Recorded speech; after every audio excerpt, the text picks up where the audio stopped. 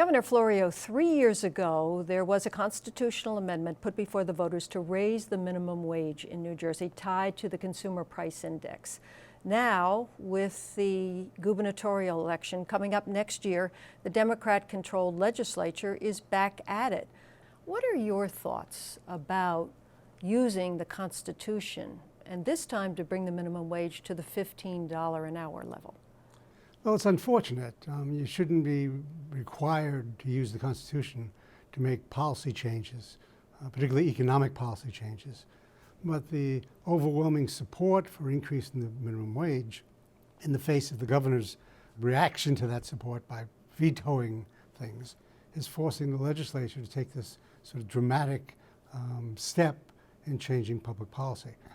I think this is not the norm. Over the years, the governors and the legislature have always been able to negotiate something to enact legislatively. That's not the case now, so people resort to the constitutional change. It seems, though, that it's super legislating for change in this case when you have to go to the Constitution.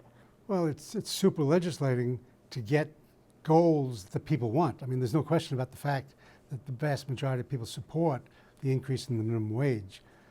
Now, if you can work full-time at minimum wage and still be in poverty, and that's not acceptable to most people. The income disparities that have existed between people who are doing very well and people who are at minimum wage is getting to be almost embarrassing.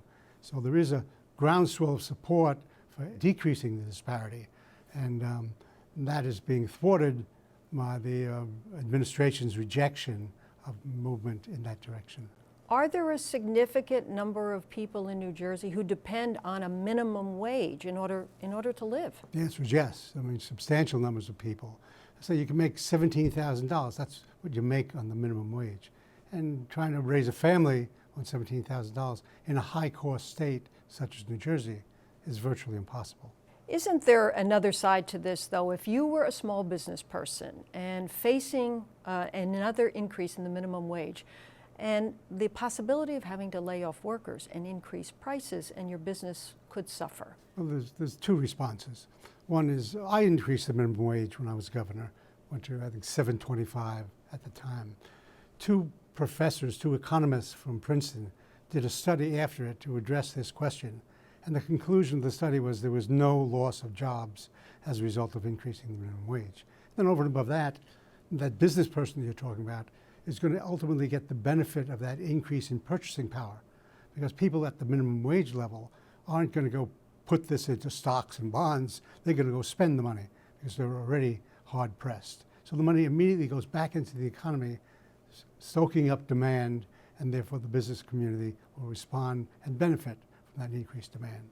The Christie administration's argument, though, is New Jersey has been slow to recover from the recession in the last few years, and now it's increasingly doing better, and this could set it back.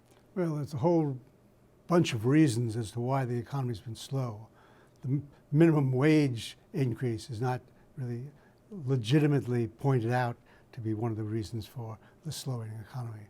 Actually, one can make the argument, and I would make the argument, that we can increase the economic growth by providing people with more purchasing power, particularly those who are going to expend the money as rapidly as possible. Now, California and New York have raised the minimum wage. True. Over a period of time, it will come to $15 an hour. Is there anything we can learn from those experiences and what could be the result here in New Jersey? Yes, I mean, the thing we can learn is that they don't have an adverse impact upon people and enhances purchasing power and contributes to economic growth. So the situation in New Jersey, the situation in New York has been relatively similar over the years. Unfortunately, growth in New Jersey over the last number of years has not kept up with New York. So ironically enough, New York's growth has been better than New Jersey's, notwithstanding the increase in the minimum wage. In the process of this election cycle that we're going through now, have you seen any connection between income disparity and this whole cycle? Well, yes. I mean, we've seen in some respects the opposite of the conclusion that some people arrive at, that to the degree that we're contributing to increased purchasing power by people who need that purchasing power to have a standard of living which we would all accept as acceptable. That has really been conducive to economic growth, and therefore cutting back, giving tax breaks to people who really are not going to go out and expend the money as rapidly as people at the minimum wage level has been not helpful in having economic growth.